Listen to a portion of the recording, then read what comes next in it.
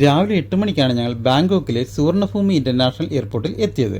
ഫ്ലൈറ്റിൽ നിന്ന് ഇറങ്ങിയതിന് ശേഷം എമിഗ്രേഷനിലേക്ക് ഏതാണ്ട് 5 മിനിറ്റ് നടക്കാനുണ്ട്. മറ്റുള്ള യാത്രക്കാരുടെ പിന്നാലെ ഞങ്ങളും അങ്ങോട്ടേക്ക് വെച്ചുപിടിച്ചു. എമിഗ്രേഷൻ നടപടിക്രമങ്ങളൊക്കെ പെട്ടെന്ന് തന്നെ കഴിഞ്ഞു. പ്രത്യേകിച്ച് ഒന്നും തന്നെ ചോദിച്ചില്ല. ഇതാണ് 30 ദിവസത്തേക്ക് പാസ്പോർട്ടിൽ സ്റ്റാമ്പ് ചെയ്ത് കിട്ടിയ തായ്ലൻഡ് വിസ. അതിനുശേഷം ഞങ്ങൾ ലഗേജൊക്കെ കളക്ട് ചെയ്ത് പുറത്തേക്കുള്ള വഴിയിലേക്ക് നടന്നു. എയർപോർട്ടിലെ ഷോപ്പിൽ സിം കാർഡിന് വില ചോദിച്ചപ്പോൾ 650 തായ് ബാത്താണ് 30 ദിവസത്തെ പാക്കിങ്. 10 ദിവസത്തേക്ക് 350 തായ് ബാത്തിൻ്റെ പാക്കിങ് കിട്ടും. അതിവിടെ ഇല്ലാത്തതുകൊണ്ട് പുറത്തേതെങ്കിലും 7-Eleven ഷോപ്പിൽ നിന്ന് വാങ്ങിക്കാമെന്ന് തീരുമാനിച്ചു. എയർപോർട്ടിലെ ഗ്രൗണ്ട് ഫ്ലോറിൽ ടാക്സി കിട്ടുന്ന സ്ഥലത്തേക്കാണ് ഞങ്ങളിപ്പോൾ നടക്കുന്നത്. ഞങ്ങൾ വെളിയിലേക്ക് ഇറങ്ങിയ ഗേറ്റിൻ്റെ തൊട്ടു മുമ്പിൽ തന്നെ ഒരു ഇലക്ട്രിക് ടാക്സിയുടെ കൗണ്ടർ ഉണ്ടായിരുന്നു. അവിടെ നിന്ന് തന്നെ ഒരു ടാക്സി വിളിച്ചു.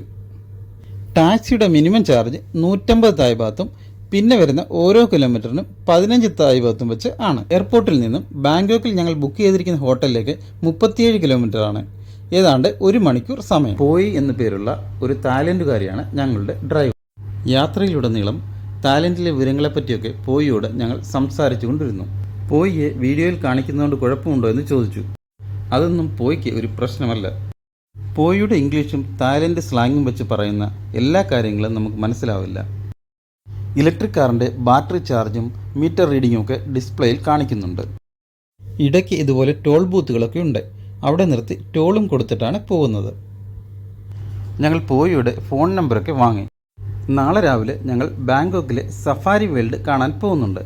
ആ യാത്രയിലേക്ക് പോകുന്നതിനായി ഞങ്ങൾ പോയിയുടെ കാർ ബുക്ക് ചെയ്തു. അങ്ങനെ ഞങ്ങൾ ഹോട്ടലിൽ എത്തി. 780 തായ് ബാത്തായിരുന്നു ടാക്സി ചാർജ്. ടോൾ ഗേറ്റിലെ ചാർജുകൾ ഉൾപ്പെടെയാണ് ഇത്. ഇതാണ് ബാങ്കോക്കിൽ ഞങ്ങൾ താമസിക്കുന്ന ഹോട്ടൽ. ദ ഓർക്കിഡ് ഹൗസ് എന്നാണ് ഈ ഹോട്ടലിൻ്റെ പേര്.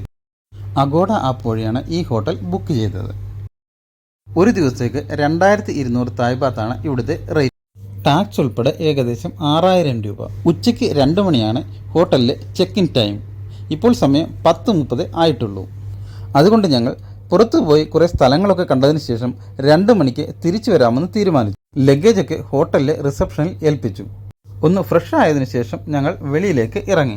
ഇവിടെ നിന്നും 100 മീറ്റർ നടന്നാൽ മെയിൻ റോഡിൽ എത്താം. സ്ട്രീറ്റിൽ കാണുന്ന ചെറിയ കടകളിലൊക്കെ ലഘുഭക്ഷണങ്ങളും ജ്യൂസുമൊക്കെ കിട്ടും. അവിടെ നിന്നും ഞങ്ങൾ ഒരു ടുക് ടുക് വണ്ടിയിൽ കയറി. ടുക് ടുക് എന്നാൽ ഇവിടുത്തെ ഓട്ടോറിക്ഷയാണ്. എന്നാൽ ഇതിൻ്റെ 4 ഭാഗവും തുറന്നാണ് വെച്ചിരിക്കുന്നത്.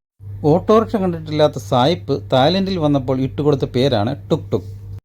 ഈ വഴിയരികിൽ നിർത്തിയിട്ടിരിക്കുന്നതൊക്കെ ഇവിടുത്തെ ടുക് ടുക്കാണ്. ഈ ടുക് ടുക് ഡ്രൈവർ ഞങ്ങളോട് പറഞ്ഞിരിക്കുന്നത് വെറും 100 ബാത്തിന് temple of golden mount, grand palace, emerald Buddha തുടങ്ങി നിരവധി സ്ഥലങ്ങളിൽ കൊണ്ടുപോകാം എന്നാണ്. എന്തുകൊണ്ടാണ് ഇത്ര കുറഞ്ഞ റേറ്റ് എന്ന് മനസ്സിലായില്ല. അയാൾക്ക് ഇംഗ്ലീഷ് തീരെ വശമില്ല. അതുകൊണ്ട് എന്തെങ്കിലും പറഞ്ഞ് മനസ്സിലാക്കാൻ വലിയ ബുദ്ധിമുട്ടാണ്. ടുക് ടുക്കുകാരൻ കത്തിച്ചുള്ള വീടിലാണ്. പിടിച്ചിരുന്നില്ലെങ്കിൽ തെറിച്ചു പോകും. കൂടാതെ പുറത്ത് നല്ല ചൂടും.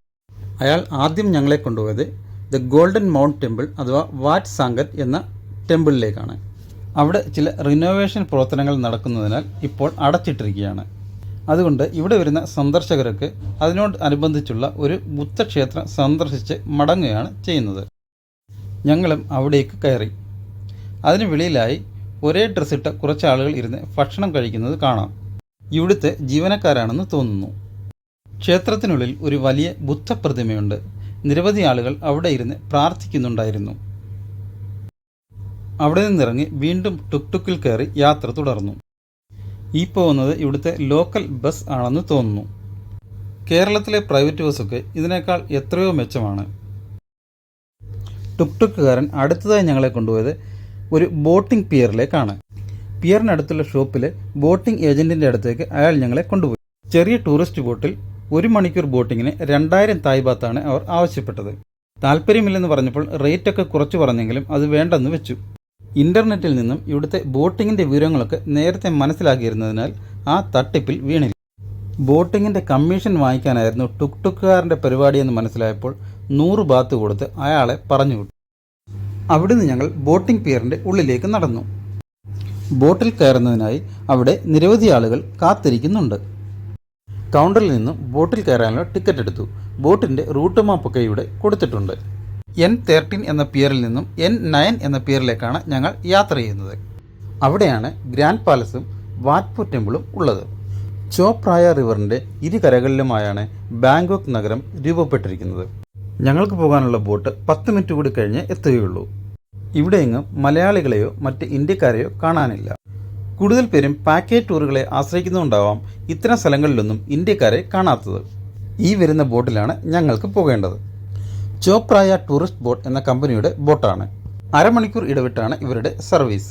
ഒരു സ്ഥലത്തേക്ക് മാത്രം പോകാൻ ടിക്കറ്റ് എടുത്താൽ 30 തായ് ബാത്ത്. ഒരു ദിവസം മുഴുവൻ യാത്ര ചെയ്യുന്നതിന് 150 തായ് ബാത്തും, അതായത് വെറും 350 രൂപ മുടക്കിയാൽ ഈ കമ്പനിയുടെ ഏത് ബോട്ടിലും കയറി ബാങ്കോക്ക് നഗരത്തിൻ്റെ ഏത് ഭാഗത്തും പോവുകയും വരികയും ഒക്കെ ചെയ്യാം. ബോട്ട് അടുത്തെത്തിയപ്പോൾ ഒരു ജീവനക്കാരനെത്തി ആളുകൾക്ക് ബോട്ടിൽ കയറാനുള്ള സൗകര്യങ്ങളൊക്കെ ചെയ്തു കൊടുത്തു. വെയിലായതുകൊണ്ട് ഞങ്ങൾ അപ്പർ ഡെക്കിൽ പോയില്ല, താഴെ തന്നെ ഇരിക്കാൻ തീരുമാനിച്ചു. ബോട്ടിൽ വളരെ കുറച്ച് ആളുകളേ ഉള്ളൂ. താഴെ ഞങ്ങളും വേറെ ചിലരും മാത്രം. സീറ്റുകളൊക്കെ കാലിയായതുകൊണ്ട് ഇഷ്ടമുള്ളിടത്ത് ഇരിക്കാം. ഞാൻ അപ്പർ ഡെക്കിലേക്ക് ഒന്ന് കയറി നോക്കി. ഇവിടെയും ആളുകൾ കുറവാണ്. ഇവിടെ ഇരുന്നാൽ നദിയുടെയും തീരത്തെ കെട്ടിടങ്ങളുടെയുമൊക്കെ മനോഹരമായ കാഴ്ച ആസ്വദിക്കാം. ചെറുതും വലുതുമായ നിരവധി ബോട്ടുകൾ കടന്നു പോകുന്നുണ്ട്. അങ്ങനെ ബോട്ട് അടുത്ത പിയറിലേക്ക് എത്തി. അവിടെയും ധാരാളം ആളുകൾ കാത്തു നിൽപ്പുണ്ട്. ഇവിടുത്തെ നാട്ടുകാർക്കായി സർവീസ് നടത്തുന്ന ബോട്ടുകളും ടൂറിസ്റ്റുകളെ കൊണ്ടുപോകുന്ന ബോട്ടുകളുമൊക്കെ കാണാം. ഞങ്ങൾക്കിറങ്ങേണ്ട N9 എന്ന പിയറാണ് അടുത്തത്. ഓരോ പിയറിൽ എത്തുന്നതിന് മുമ്പും ബോട്ടിൽ അനൗൺസ്മെൻറ്റ് ഉണ്ട്. അങ്ങനെ ഞങ്ങളെ ഇറക്കിയതിന് ശേഷം ഞങ്ങളുടെ ബോട്ട് കടന്നുപോയി. പിയറിൽ നിന്നും വെളിയിലേക്ക് ഇറങ്ങിച്ചെന്നുമ്പോൾ ടൂറിസ്റ്റുകളുടെ നല്ല തിരക്കായിരുന്നു. ഇവിടെ ഇടതുവശത്തായി കുറേ ജ്യൂസ് കടകൾ കാണുന്നുണ്ട്. ഞങ്ങൾ അങ്ങോട്ടേക്ക് നടന്നു.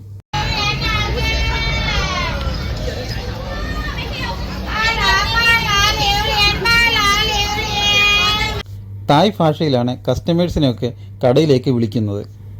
ഇവിടെ ഒരു കരിക്കിന് 80 തായ് ബാത്താണ്. മാങ്ങയും തണ്ണിമത്തനും പേരയ്ക്കയും ഒക്കെയുണ്ട്. അതൊക്കെ മുറിച്ച് പ്ലാസ്റ്റിക് ഗ്ലാസുകളിലാക്കിയാണ് കൊടുക്കുന്നത്. കൂടെ ഈർക്കിലും കൊടുക്കും. കൈതച്ചക്ക 80 തായ് ബാത്ത്, മാങ്ങ 50 തായ് ബാത്ത്, അങ്ങനെയൊക്കെയാണ് വില. ഞങ്ങൾ അവിടെ നിന്നും ഓരോ കരിക്കും കുറേ ഫ്രൂട്ട്സും വാങ്ങി കഴിച്ചു. അതിനുശേഷം അവിടെ നിന്ന് മുൻപോട്ട് നടന്നു. ഇവരൊക്കെ ഗ്രാൻഡ് പാലസ് കണ്ടിട്ട് തിരിച്ചു പോകുന്ന ആളുകളാണെന്ന് തോന്നുന്നു. ഈ റോഡ് ക്രോസ് ചെയ്ത് അതിനപ്പുറം പോകണം. അവിടെ കാണുന്ന മതിലിനുള്ളിലാണ് ഗ്രാൻഡ് പാലസ് സ്ഥിതി ചെയ്യുന്നത്. ഇവിടെ കുറേ അധികം ആളുകൾ കൂട്ടം കൂടി നിൽക്കുന്നുണ്ട്. ഏതോ ടൂർ കമ്പനി കൊണ്ടുവന്ന ആളുകളാണെന്ന് തോന്നുന്നു. അങ്ങനെ ഞങ്ങൾ നടന്ന് ഗ്രാൻഡ് പാലസിൻ്റെ ഉള്ളിലേക്ക് കയറുന്ന കവാടത്തിൻ്റെ അരികിലെത്തി. അവിടെയും നല്ല തിരക്കാണ്. ഉള്ളിൽ കയറിയപ്പോൾ ടിക്കറ്റ് ഓഫീസിലേക്ക് പോകുന്ന വഴിയൊക്കെ കൊടുത്തിട്ടുണ്ട്. അപ്പോഴാണ് വലതുവശത്ത് മറ്റൊരു കൗണ്ടർ ശ്രദ്ധിച്ചത്. അവിടെ പാൻറ് വിൽക്കുന്ന സ്ഥലമാണ്. ഇവിടെ ഷോർട്ട്സ് ഇട്ട് ഉള്ളിൽ കയറാൻ പാടില്ല. പാൻറ് ഇട്ടുകൊണ്ട് വന്നില്ലെങ്കിൽ 200 തായ് ബാത്ത് കൊടുത്ത് ഇതിലൊരെണ്ണം വാങ്ങിക്കേണ്ടി വരും. ചൂടായതുകൊണ്ട് ഇവിടേക്ക് വലിയ ഫാനുകൾ വെച്ചിട്ടുണ്ട്. സ്കാനിംഗ് മെഷീൻ്റെ ഉള്ളിലൂടെ കടന്നു വേണം അകത്തേക്ക് കയറാൻ. ഗ്രാൻഡ് പാലസിനുള്ളിൽ കയറാൻ ഒരാൾക്ക് 500 തായ് ബാത്താണ് ടിക്കറ്റ് ഫീ. അങ്ങനെ ഞങ്ങൾ ടിക്കറ്റൊക്കെ എടുത്ത് ഗ്രാൻഡ് പാലസിൻ്റെ ഉള്ളിൽ കടന്നു. 17-ാം നൂറ്റാണ്ടിൽ രാമ ഒന്നാമൻ എന്ന രാജാവിൻ്റെ കാലത്താണ് ഗ്രാൻഡ് പാലസ് നിർമ്മിച്ചത്. അന്ന് തായ്ലൻഡിൻ്റെ പേര് സിയാം എന്നായിരുന്നു. 19 മീറ്റർ പൊക്കമുള്ള ചുറ്റുമതിലിനുള്ളിൽ 54 ഏക്കറിൽ വ്യാപിച്ചു കിടക്കുന്നതാണ് ഗ്രാൻഡ് പാലസ്. ഇതിൽ കുറച്ച് ഭാഗത്ത് മാത്രമാണ് സന്ദർശകർക്ക് പ്രവേശനമുള്ളത്. ഗ്രാൻഡ് പാലസിനുള്ളിലെ പ്രധാന ആകർഷണമായ ദ ടെമ്പിൾ ഓഫ് എമറാൾഡ് ബുദ്ധയാണ് ഈ കാണുന്നത്. ലോകമെമ്പാടുമുള്ള ബുദ്ധമത വിശ്വാസികളുടെ ഒരു പ്രധാന ആരാധനാ കേന്ദ്രമാണിത്. ഈ ക്ഷേത്രത്തിനുള്ളിലെ വിഗ്രഹമാണ് എമറാൾഡ് ബുദ്ധ എന്നറിയപ്പെടുന്നത്. 14-ാം നൂറ്റാണ്ടിലാണ് ഈ വിഗ്രഹം നിർമ്മിക്കപ്പെട്ടിട്ടുള്ളത്. 1434-ൽ ഒരു വലിയ സ്തൂപം ഇടിമിന്നലേറ്റ് പിളരുകയും അതിൽ നിന്ന് ഈ വിഗ്രഹം പുറത്തു വരികയുമാണ് ഉണ്ടായത് എന്നാണ് തായ് ജനതയുടെ വിശ്വാസം. അവർ വിഗ്രഹത്തിനായി ഒരു ക്ഷേത്രം പണിയുകയും രാജാവിൻ്റെയും ജനങ്ങളുടെയും ആരാധനാ കേന്ദ്രമായി മാറുകയും ചെയ്തു. 1551-ൽ ലാവോസിലെ രാജാവ് ഈ വിഗ്രഹം കൈവശപ്പെടുത്തി ലാവോസിലേക്ക് കൊണ്ടുപോയി. 200 വർഷങ്ങൾക്ക് ശേഷം 1778-ൽ തായ്ലൻഡിലെ രാജാവ് ഈ പ്രതിമ വീണ്ടെടുത്ത് തിരികെ തായ്ലൻഡിലേക്ക് തന്നെ കൊണ്ടുവന്നു. പിന്നീട് 1782-ൽ തായ്ലൻഡിലെ രാമ ഒന്നാമൻ രാജാവ് ഗ്രാൻഡ് പാലസ് നിർമ്മിച്ചപ്പോൾ അതിനോടനുബന്ധിച്ച് ഈ ക്ഷേത്രം പണിയുകയും വിഗ്രഹം ഇവിടെ പ്രതിഷ്ഠിക്കുകയും ചെയ്തു. അന്നു മുതൽ വിഗ്രഹം ഈ ക്ഷേത്രത്തിനുള്ളിലാണ്. ക്ഷേത്രത്തിൻ്റെ ഭാഗങ്ങളെല്ലാം സ്വർണം പൂശിയതാണ്. കൂടാതെ വിലപിടിപ്പുള്ള കല്ലുകളും പതിപ്പിച്ചിരിക്കുന്നു. ഇതാണ് എമറാൾഡ് ബുദ്ധ എന്നറിയപ്പെടുന്ന വിഗ്രഹം. ജാഡ് അല്ലെങ്കിൽ ജാസ്പർ എന്നറിയപ്പെടുന്ന ഒറ്റക്കല്ലിൽ കൊത്തിയെടുത്തതാണ് വിഗ്രഹം. ശ്രീകോവിലിനുള്ളിൽ ക്യാമറ അനുവദനീയമല്ല. പാദരക്ഷകൾ പുറത്ത് അഴിച്ചു വെച്ചതിന് ശേഷം അകത്തേക്ക് പ്രവേശിക്കാൻ. അകത്ത് വളരെ ശാന്തതയാണ്.